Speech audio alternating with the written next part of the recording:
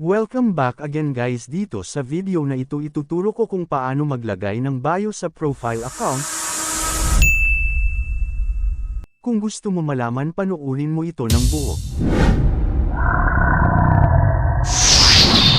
Ang unang gagawin ay buksan ng Facebook. Dito pindutin ang profile. Dito sa profile, pindutin ang edit profile. Scroll down, pindutin ang add. Dito ilagay nyo na ang gusto nyong ilagay na bio. Dahil gumagawa ako ng content sa YouTube, ang ilalagay ko ay about sa mga social media name account ko.